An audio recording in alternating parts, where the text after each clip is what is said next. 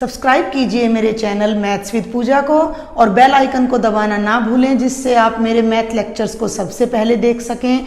मेरे video lectures को share कीजिए। Thank you. हेलो स्टूडेंट्स, स्वागत है आपका फिर से मेरे चैनल पर। आज हम उस सेट पेपर को डिस्कस करने जा रहे हैं जो आज ही यानी 15 फरवरी को हमारे स्कूलों में कंडक्ट किया गया है। इससे पहले मैंने सेट से रिलेटेड 3 वीडियोस अपलोड की थी कि ये संभावित क्वेश्चन है जो आएंगे, लेकिन जैसे ही हमने पेपर को देखा तो पेपर का लेवल इतना ज़्यादा हाई है कि वो सेट की परीक्षा के मुताबिक बिल्कुल भी नहीं है।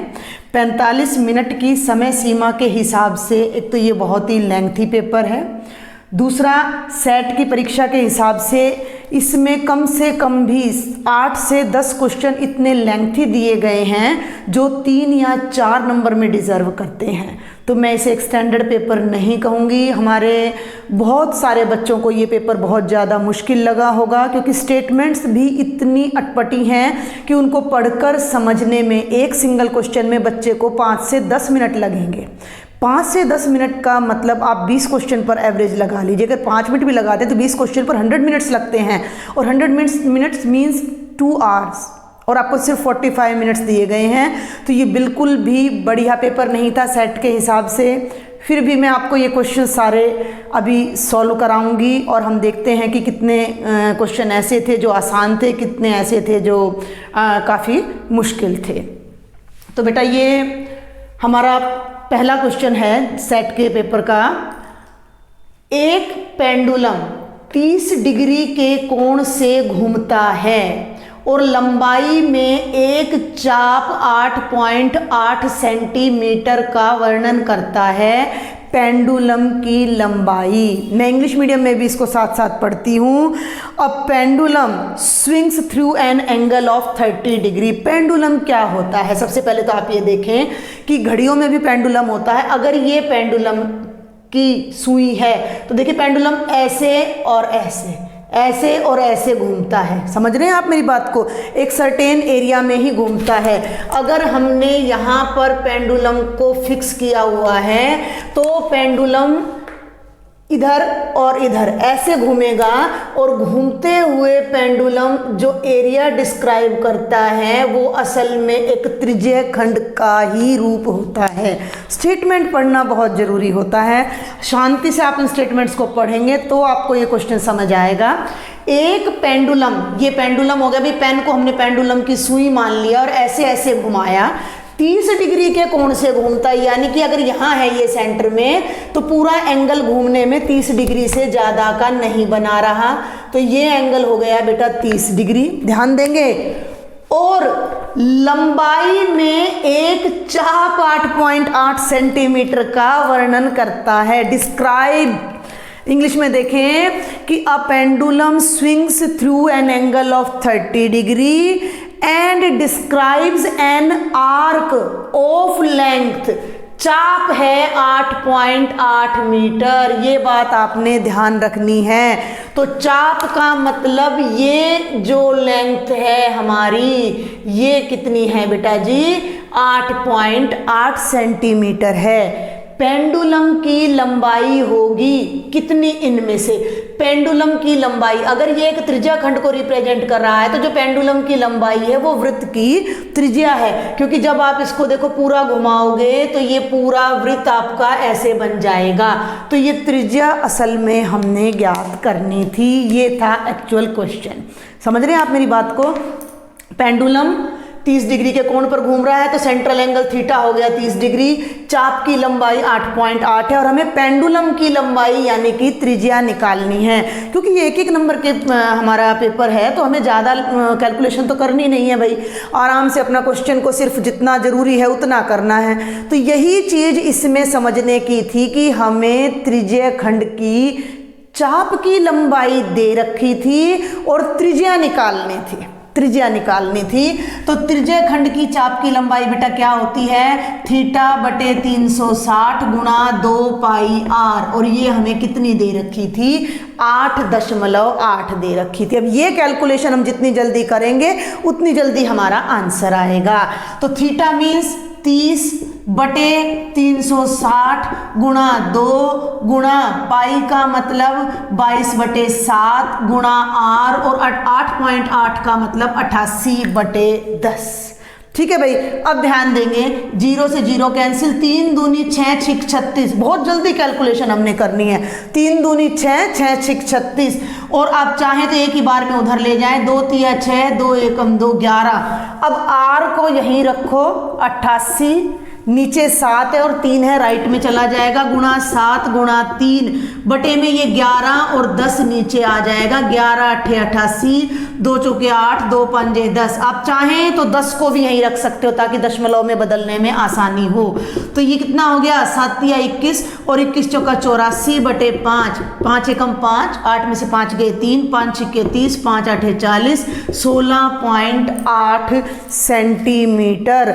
और हमारा जो राइट ऑप्शन होगा बेटा जी वो इसका बी पार्ट होगा।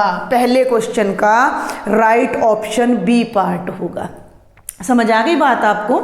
आई थिंक आपको समझ आया होगा कि पेंडुलम की लंबाई हमने निकालनी है। पेंडुलम ने जो चाप डिस्क्राइब की थी वो हमें दे रखी थी और सेंट्रल एंगल दे रखा था। तो ये हमने जो सवाल किया वो ऐसे किया है कि चाप की लंबाई बराबर है 8.8। ये सब कुछ नहीं लिखना, डायरेक्ट बहुत जल्दी कैलकुलेशन करनी है। इतना करने में भी 5 मिनट कम से कम इस क्वेश्चन के हैं, क्योंकि आप 1 से 2 बार स्टेटमेंट पढ़ेंगे, छोटा सा डायग्राम बनाएंगे, अंडरस्टैंड करेंगे, फिर कैलकुलेशन। और कैलकुलेशन भी बहुत इजी वाली नहीं दे रखी हैं, कई क्वेश्चंस में तो बहुत लेंथी कैलकुलेशन दे रखी हैं। तो ये आपका बेटा जी पहला क्वेश्चन है जिसका राइट आंसर है बी। सेकंड क्वेश्चन पर आ जाइए। एक वृत्त का क्षेत्रफल बताएं। वृत्त का क्षेत्रफल कब निकलता है? जब त्रिज्या पता हो। लेकिन इसमें क्या कहा गया है? जिसकी परिधि 44 सेंटीमीटर है। एक वृत्त का क्षेत्रफल बताओ जिसकी परिधि 44 है। भैया क्षेत्रफल कब निकलेगा? क्षेत्रफल क्या होता है? क्षेत्रफल होता है पाई r स्क्वेयर। और क्षेत्रफल तब निकलेगा जब त्रिज्या पता होगी। त्रिज्या तो नहीं पता, परिधि पता है, तो परिधि से त्रिज्या निकालो और त्रिज्या से क्षेत्रफल निकालो। तो इसे भी हम बहुत जल्दी करेंगे। परिधि 44 है, परिधि 44 है, ये लिखने की जरूरत नहीं होगी। परिधि 44 है, आप क्या लिखोगे? आप लिखोगे 2 पाई r बराबर है 44। ध्यान देंगे, पाई का मतलब 22/7 गुणा r बराबर है 44। अब ध्यान दें, 22 दूनी 44 से 44 कट जाएगा और ये 7 नीचे से ऊपर चला जाएगा और r कितना आ जाएगा?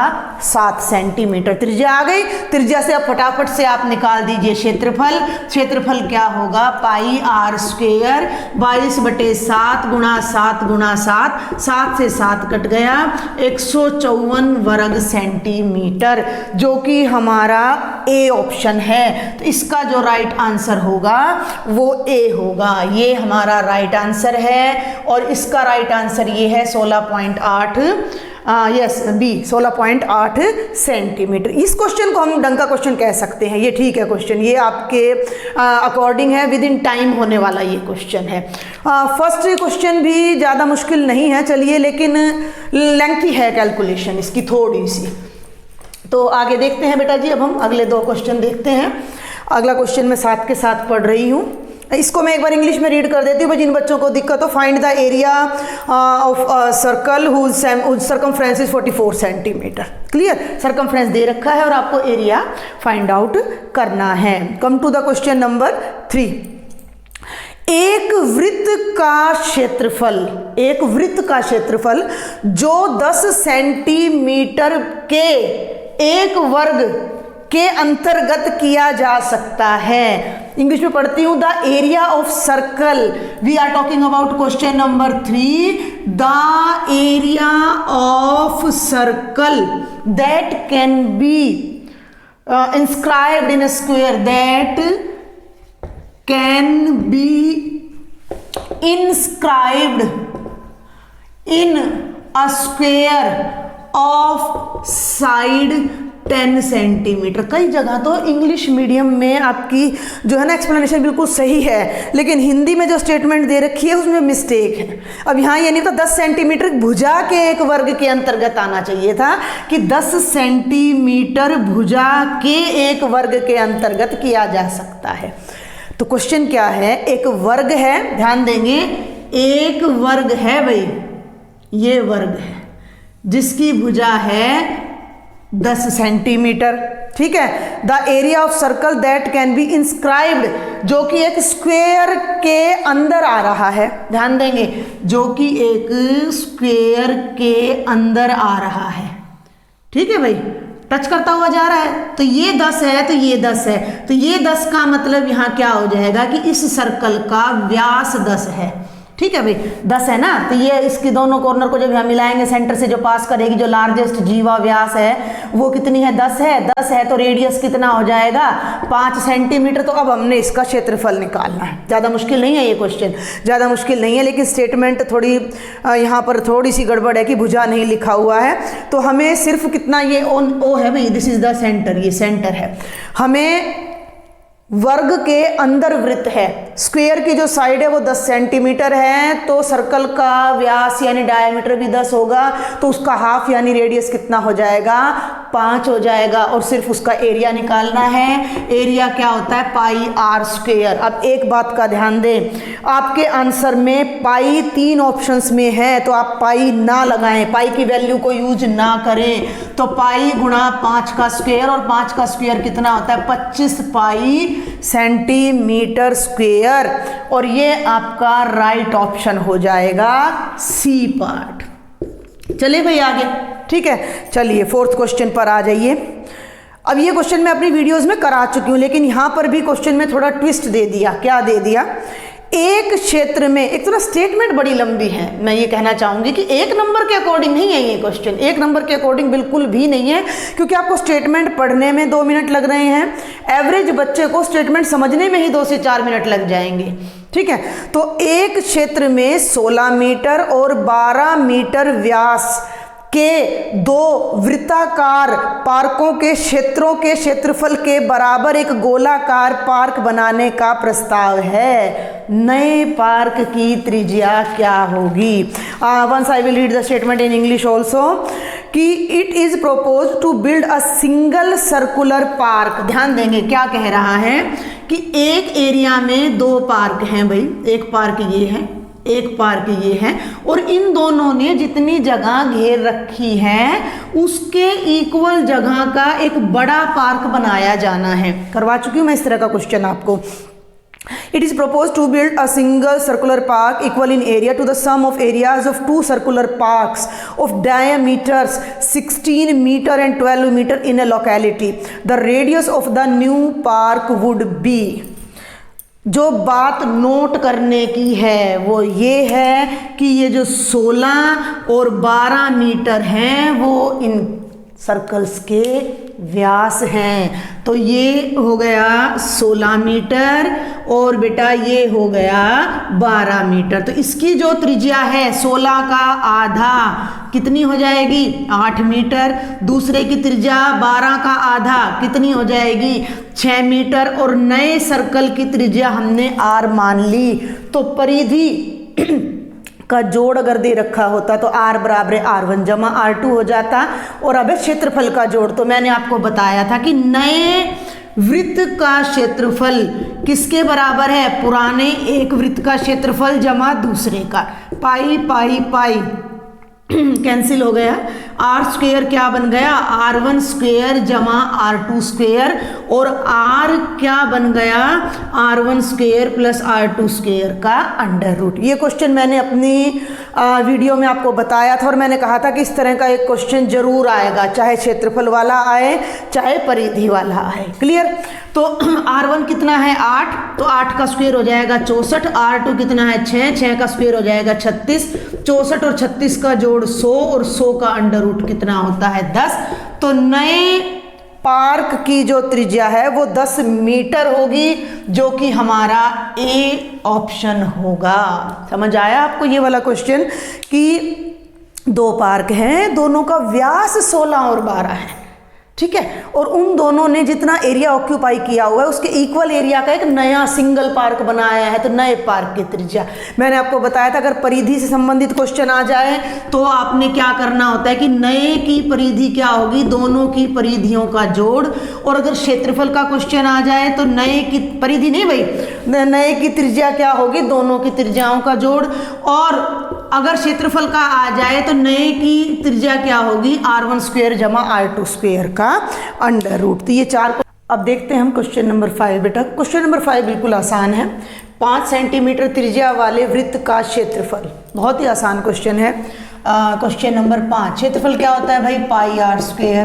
तो ये हो जाएगा, देखो क्योंकि आंसर में कहीं भी पाई नहीं है तो हमें पाई की वैल्यू रखनी है, और डेसिमल में या बिना डेसिमल में जो भी आंसर आएगा वो हम सॉल्व कर देंगे। तो 22/7 गुणा 5 गुणा 5, ठीक है भाई। 22 पंजे 110, 110 को 5 से करोगे तो 550/7, और जब आप इसे डिवाइड करोगे तो 7 7 49, 15 में से 9 गए 6। देखिए भाग करनी बड़ी ही आसान है। 7 7 49, 15 में से 9 गए 6, ऊपर से उतारा 0, और 7 8 56, 10 में से 6 गए 4, और दशमलव लगाकर यहाँ 40 बनेगा। तो आपका आंसर 78.5 वर्ग सेंटीमीटर आएगा, जो कि आपका पार्ट नंबर सी है। तो ये तो बिल्कुल आसान क्वेश्चन था, हम इस क्वेश्चन को कोई दोष नहीं दे सकते हैं। चलिए भाई आगे, तो आगे चलते हैं। ये है क्वेश्चन नंबर 6, और इसकी बेटा मैंने पूरी स्टेटमेंट नहीं लिखी है क्योंकि ये बहुत लेंथी है। मैं रीड कर देती हूँ स्टेटमेंट आपके लिए। पानी के नीचे की चट्टानों की चेतावनी जहाज को देने के लिए एक लाइट हाउस 80 डिग्री के त्रिज्या खंड में 16.5 किलोमीटर की दूरी तक लाल रंग की रोशनी फैलाता है। समुद्र के उस भाग का क्षेत्रफल ज्ञात करो जिस पर जहाज़ों को चेतावनी दी जानी है। To warn ships of underwater rocks, a lighthouse spreads a red coloured light over a sector of angle 80 degree to a distance of 16.5 kilometer, the area of the sea over which the ships are warned is। Light house क्या होता है? Light house भाई, समुद्र में एक जगह light house होता है जो कि बहुत ऊंचा होता है, और उस पर लाइट्स लगी रहती हैं जो कि ये दिखाती हैं कि कहीं चट्टानें हैं तो जहाज उनसे टकरा ना जाए।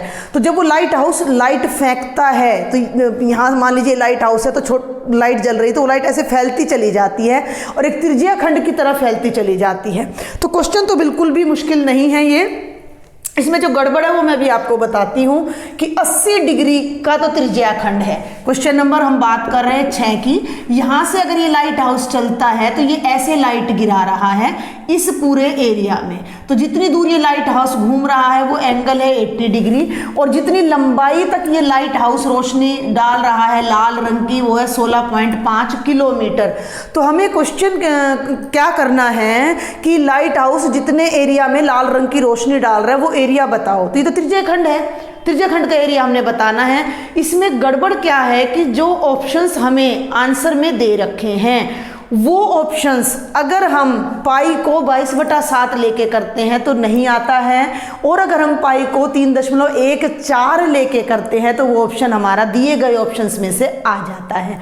और इसमें कहीं भी मेंशन नहीं है कि हमें पाई को क्या इस्तेमाल करना है। तो ये क्वेश्चन यहाँ पर इस क्वेश्चन में गलती थी। तो इसके जो ऑप्शंस दिए गए हैं वो 22/7 के अकॉर्डिंग राइट आंसर नहीं आ रहा है। मैं आपको बता देती हूँ क्या होगा, θ/360 गुणा पाई आर स्क्वायर। थीटा कितना है बेटा जी, 80/360। अगर मैं पाई को 22/7 लेती हूँ और आर है 16.5 तो ये बन जाएगा बेटा 165/10 गुणा 165/10। जब हम इसे कैंसिल करते हैं 4 दूनी 8, 4 9 36, बेटा जी 2 5 10 और 3 तिया 9 और 3 5 15, 3 5 15, और बेटा जी ये देखिए 3 5 15, 3 5 15 और 5 से ये कटेगा 11, 2 5 10, 1 1 आ जाएगा, और 5 से ये 11 11 11 की गुना आ रही है 1331/7। कैलकुलेशन आप कर लेंगे तो इसका जो आंसर आ रहा है वो आ रहा है 190.14 किलोमीटर स्क्वायर, जो कि हमारे इनमें से कहीं पर भी नहीं है। तो ज़्यादातर बच्चे भी पाई को 22/7 लेकर ही करते हैं, क्योंकि बुक में मेंशन होता है कि जब तक आपको बताया ना जाए आप पाई को 22/7 लेंगे। तो ये गलती थी इस क्वेश्चन में। लेकिन अगर इसी क्वेश्चन को हम 314 यानी कि पाई की वैल्यू को अगर हम 3.14 लेकर करते हैं तो इस क्वेश्चन का आंसर हमारा इनमें से आ जाता है। तो अब मैं इसी क्वेश्चन को 3.14 से करके दिखा रही हूँ। 80/360 गुणा पाई की जगह मैंने 3.14 लिया है तो 314 114/100 आर स्क्वायर का मतलब हो गया बेटा 165/10 गुणा 165/10। 0 से 0 कैंसिल हो गई। 4 दूनी 8 और 4 दूनी 8 और 4 5 20 और भाई 2 5 जा 10 और 5 से इसको काटोगे तो 5 3 15, 5 3 15, 3 पर कटेगा 11 और 3 एकम 3, 3 दूनी 6, 12 आ गया। कैलकुलेशन लंबी है, मैं फिर कह रही हूँ कैलकुलेशन लंबी है। 5 5 जा 25 और 5 3 15, 5 3 15। फिर देखें 3 पर ये जाएगा 3 एकम 3, 3 एकम 3 और 3 चौक 12 और 2 दूनी 4 और 2 एकम 2, 2 5 10 और 2 7 14। ऊपर आ रहा है 157 गुणा 11 गुणा 11 और इनकी गुणा आ रही है 18,997 और 5 दूनी 10 और 10 250। और जब आप इस क्वेश्चन को करते हो तो 189.97 वर्ग किलोमीटर हमारा आंसर आता है, जो कि हमारा सी ऑप्शन है। एक नंबर के हिसाब से ये कैलकुलेशन बहुत ज़्यादा लेंथी है। 3 से 4 मिनट का ये क्वेश्चन है और एवरेज बच्चे के लिए तो ये 5 से 7 मिनट का क्वेश्चन है। तो क्वेश्चन मुश्किल नहीं है, एक नंबर के हिसाब से, एक नंबर का जो हम इसको लेकर चल रहे हैं तो उस हिसाब से डिफ़िकल्टी लेवल बहुत ज़्यादा डाला हुआ है। तो ये आपका था बेटा जी क्वेश्चन नंबर 6, जो कि मैंने दोनों तरीके से बताया है। अगर आप इसे 22/7 से करके आते हैं तो आपको अपना आंसर उसमें ढूंढने पर भी नहीं मिलेगा और 3.14 का आइडिया आपको आएगा नहीं जब तक कोई आपको कहेगा नहीं। ठीक है भाई, आगे चलते हैं। अब हम क्वेश्चन नंबर 7, ये मैं इस तरह का क्वेश्चन करा चुकी हूँ आपको। 2 वृत्तों के क्षेत्रफल का अनुपात ज्ञात करना है जिसकी परिधि का अनुपात दे रखा है। ठीक है भाई, तो इस तरह का क्वेश्चन करने के लिए मैंने आपको क्या बताया था, एक की त्रिज्या को R1 ले लो और दूसरे की त्रिज्या को भाई आप ले लो R2। ठीक है, निकालना क्या है, क्षेत्रफल का अनुपात, यानी कि हमें पहले वृत्त का क्षेत्रफल बटे दूसरे वृत्त का क्षेत्रफल हमने निकालना है और परिधि का अनुपात दे रखा है। जो दे रखा है उसको यूज करो। पहले वृत्त की परिधि बटे दूसरे वृत्त की परिधि कितनी हो गई, 3/1। 2 पाई से 2 पाई कट गया तो R1/R2 आ गया 3/1। इसको रिजर्व कर लो, ये मैंने अपने लेक्चर में भी करवा रखा है इस तरह का क्वेश्चन आपको। और ये हमने ज्ञात करना है तो भाई पाई से पाई कट गया तो ये क्या बन गया, R1 का स्क्वायर बटे R2 का स्क्वायर। दोनों स्क्वायर को इकट्ठा कर दो तो ये बन गया R1/R2 का पूर्ण वर्ग। और R1/R2 कितना आ रहा है हमारा, ये आ रहा है बेटा 3/1। तो 3/1 का स्क्वायर बन जाएगा 9/1 और हमारा अनुपात आ जाएगा 9:1, जो कि डी ऑप्शन हमारा राइट ऑप्शन आ जाता है क्वेश्चन नंबर 7 का। आगे बढ़ते हैं, अब हम क्वेश्चन नंबर 8 पर आते हैं। क्वेश्चन नंबर 8 क्या कहता है, एक दीवार घड़ी की मिनट सुई 7 सेंटीमीटर लंबी है। देखिए घड़ी की शेप चाहे कैसी भी हो, घड़ी चौरस भी होती हैं, घड़ी पेंटागन की शेप में भी होती हैं, घड़ी ओवल भी होती है, लेकिन जब भी घड़ी की कोई सुई घूमती है तो वृत्ताकार पथ पर घूमती है। तो घड़ी की सुई द्वारा तय किया गया मार्ग हमेशा वृत्ताकार होता है, ये बात आपने ध्यान रखनी है। तो एक घड़ी की सुई, मिनट सुई 7 सेंटीमीटर लंबी है, 30 मिनट में कितना क्षेत्रफल तय करेगी। भाई ये घड़ी की सुई है और 12 पे है ये। ठीक है भाई, बहुत ये क्वेश्चन आसान है वैसे। कैसे है देखिए जरा। और ये जब सुई घूमती है, वैसे घड़ी ऐसे घूमती है तो ये क्या बन जाएगा, एक वृत्त बन जाएगा। ठीक है भाई, और ये इस वृत्त का सेंटर है और ये मिनट क्लॉक है, मिनट हैंड है आपका, ये मिनट की सुई है। तो 7 सेंटीमीटर लंबी है, यानी जिस वृत्ताकार पथ पे ये चल रही है उसकी त्रिज्या तो कितनी हो गई, 7 हो गई। सिंपल सी बात है। ठीक है, आधे घंटे में, भाई 12 पे सुई है तो आधे घंटे में सुई कहाँ पर आ जाएगी, 6 पर आ जाएगी। यानी इतना रास्ता इसने तय कर लिया, कुछ भी नहीं है, ये तो अर्धवृत्त है, नहीं पूरा वृत्त है, ये अर्धवृत्त है। अर्धवृत्त का क्षेत्रफल निकाल दो। अर्धवृत्त का क्षेत्रफल क्या होता है, वृत्त के क्षेत्रफल को 2 से भाग कर दो। ठीक है, तो ये कितना हो जाएगा, 1/2 गुणा पाई का मतलब भाई 22/7 गुणा R का मतलब 7 गुणा 7, 7 से 7 कट गया 11 और ये आ गया 77 वर्ग सेंटीमीटर। कई बच्चों ने अगर डायग्राम नहीं बनाया है तो वो त्रिज्याखंड का भी सोच रहे होंगे, ये त्रिज्याखंड ही है, त्रिज्याखंड ही है ये, कैसे, ये O है तो ये भी त्रिज्या है और ये भी त्रिज्या है, लेकिन हमें यहाँ त्रिज्याखंड का एंगल चाहिए। तो मिनट सुई 1 मिनट में 6 डिग्री का कोण बनाती है, तो 30 मिनट में कितना बनाएगी, 180 डिग्री का। वैसे ये क्वेश्चन बहुत ही आसान है कि 12 से 6 तक आने में आधा वृत्त घूम गई है, तो अर्धवृत्त का क्षेत्रफल निकालना है, तो आपको त्रिज्याखंड पर जाने की जरूरत नहीं है। अब क्वेश्चन नंबर 9 जो है ये आपका लेवल से हटकर क्वेश्चन आ जाता है, बहुत ही अलग से क्वेश्चन आ जाता है, थोड़ा मुश्किल आ जाता है। 5 पाई, ध्यान से पढ़ेंगे, 5 पाई सेंटीमीटर की लंबाई की चाप से घिरे वृत्त के त्रिज्याखंड का क्षेत्रफल 20 पाई वर्ग सेंटीमीटर है, तो इसकी त्रिज्या ज्ञात करो। देखिए ये इंग्लिश मीडियम के बच्चों के लिए मैं बता दूं, यहाँ कुछ भी नहीं है।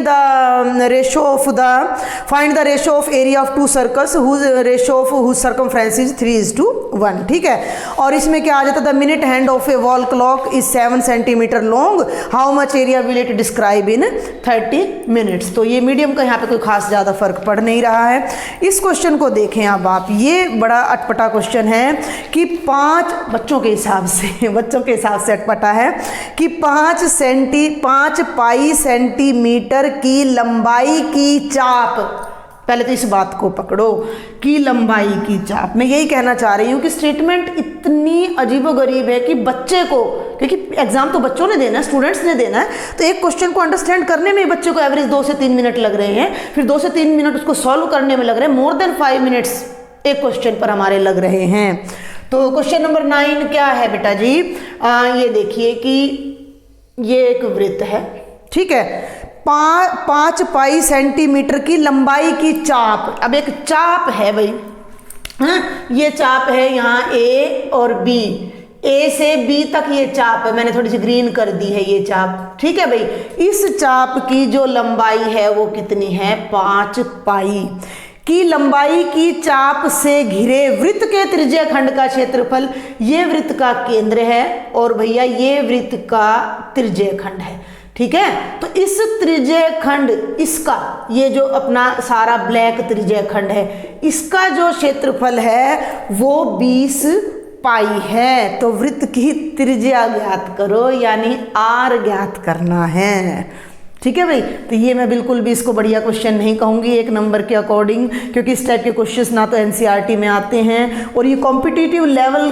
के क्वेश्चन डाले गए हैं सेट की परीक्षा में, जो कि बिल्कुल भी उचित नहीं है। देखिए जरा, एक वृत्त है, माना उसकी त्रिज्या R है, उसकी चाप की लंबाई तो 5 पाई है और त्रिज्याखंड का जो क्षेत्रफल है वो 20 पाई है। हमने दोनों बातों को यूज करना है। मान लीजिए कि इस त्रिज्याखंड का एंगल कितना है, थीटा है, ठीक है भाई, एंगल है थीटा, तो एंगल थीटा है बेटा, तो चाप की लंबाई, ध्यान देंगे, चाप की लंबाई कितनी है, 5 पाई, क्लियर। चाप की लंबाई का फॉर्मूला क्या होता है, थीटा बटे 360 गुणा 2 पाई R बराबर है 5 पाई। पाई को मत रखना वैल्यू को, पाई से पाई को काट दो, 2 से 360 को काट दो, 180, ध्यान देंगे। थीटा गुणा R कितना आ गया, 5 गुणा 180 यानी 900 आ गया। R गुणा थीटा की वैल्यू, या आप चाहें तो R को लिख लीजिए, कितना आ गया, 900 बटे थीटा। एक रिजल्ट को आप होल्ड कर लें, होल्ड माने यहीं रख लें इसको, ठीक है। आगे बढ़े। अब सेकंड बात, पहली बात हमने यूज कर ली चाप की लंबाई, दूसरी बात अब हम क्या यूज करने जा रहे हैं, त्रिज्याखंड का क्षेत्रफल, ठीक है भाई। ये पहली चीज थी जो हमें दे रखी थी। दूसरी चीज अब हमें बेटा जी क्या दे रखी है कि त्रिज्याखंड का जो क्षेत्रफल है बेटा वो कितना है, 20 पाई है। तो त्रिज्याखंड के क्षेत्रफल का सूत्र क्या होता है, थीटा बटे 360 गुणा पाई R स्क्वायर, किसके बराबर है, 20 पाई के। तो बेटा पाई से तो पाई कट गया, पाई से तो पाई कट गया। बल्कि आप यहाँ क्या करेंगे, R की वैल्यू तो हमने निकालनी है, आप यहाँ अब ये चीज़ आपको अपने ध्यान से करनी पड़ेगी कि चाहे R को यूज कर लीजिए, चाहे आप थीटा को यूज कर लीजिए। हम यहाँ यूज कर लेते हैं थीटा को, थीटा आ जाएगा 900 बटा R, ठीक है। अब ध्यान देना, ये बन गया थीटा थीटा और ये हो गया आर स्क्वेयर, और इस 360 को मैं राइट में ले गई तो ये बन गया बेटा 360 गुणा 20। पाई से पाई कट गया। ऐसे कैसे कट गया कि ये पाई नीचे चला जाएगा तो भी कटेगा, ये दोनों तरफ कॉमन फैक्टर है, ये कैंसिल होगा। तो थीटा गुणा आर स्क्वेयर बराबर 360 गुणा 20। थीटा की वैल्यू 900 बटे आर है, तो यहाँ आप थीटा की जगह तो रख दो 900 बटे आर गुणा आर स्क्वेयर, और 36 दूनी 7200। आर से आर कट गया, ये आर तो यहीं रह जाएगा, और 7200 के नीचे 900 चला जाएगा, और 9 8 72, और त्रिज्या हमारी कितनी आ जाएगी 8 सेंटीमीटर, जो कि हमारा ऑप्शन नंबर सी है।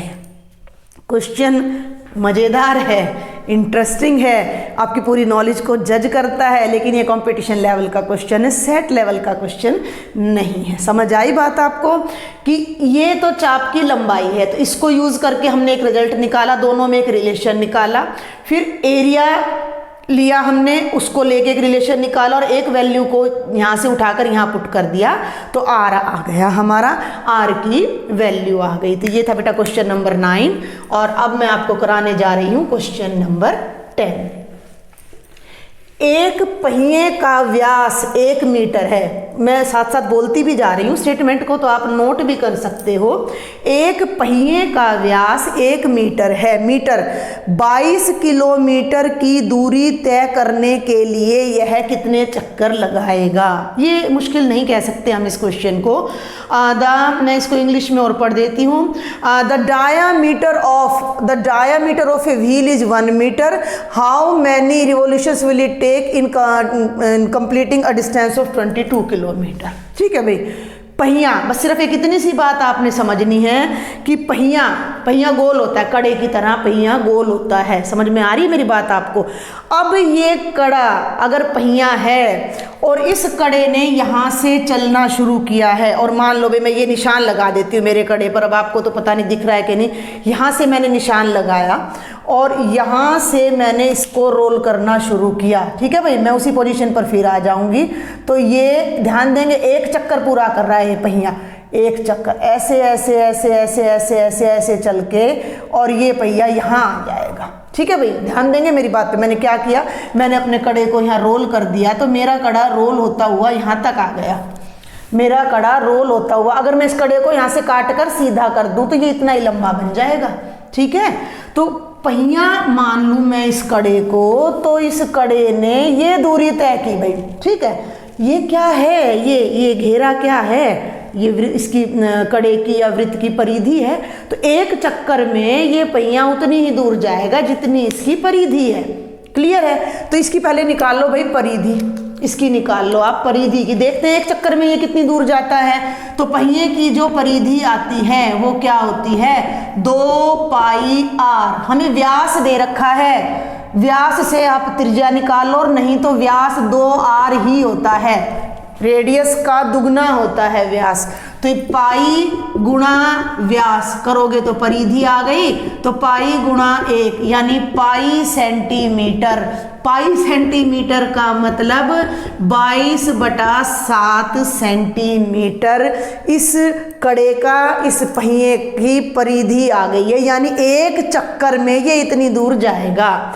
अब वो डिस्टेंस कितनी है भैया, 22 किलोमीटर। 22 किलोमीटर, 22 किलोमीटर का मतलब है, ये मैं 1 मिनट भाई, मीटर है ये जो चीज़ है ना, ये मीटर है। ये जो चीज़ है सेंटीमीटर नहीं है, ये मीटर है। मैं यहाँ गलत लिख गई हूँ, ये मीटर है। तो 22 किलोमीटर का मतलब हो गया 22,000 किलोमीटर। ठीक है भाई, एक चक्कर में यहाँ तक आ रहा है मान लो, तो दूसरे में इतना, तीसरे में इतना, तो कितने चक्कर लगाए पहिए ने, यहाँ घूमकर कितने चक्कर में इस दूरी को ये पूरा करने जा रहा है। तो इस दूरी को इसकी परिधि से भाग कर दो, तो आपको पता लग जाएगा कि जितने चक्कर में ये उस दूरी को कवर करेगा। तो दूरी कितनी है भाई, 22,000 और बटे में क्या आ जाएगा बेटा 22/7 यानी कि पहिए की परिधि। तो ये क्या हो जाएगा 22,000 गुणा 7/22, 22 से 22,000 कटेगा तो 7 को 1000 से करेंगे तो 7,000 चक्कर में वो पहिया इस डिस्टेंस को कवर करेगा। तो हमारा राइट ऑप्शन आ जाता है डी। तो ये क्वेश्चन बिल्कुल मुश्किल नहीं था। तो ये सेट की परीक्षा के पहले 10 क्वेश्चन थे। अगले 10 क्वेश्चन मैं आपको नेक्स्ट वीडियो में बताने जा रही हूँ। अगर आपको कोई डाउट है, कोई क्वेश्चन अभी भी समझ नहीं आया है तो आप मुझे कमेंट बॉक्स में लिखें। If you like my video lectures then please share and subscribe my channel. Thank you.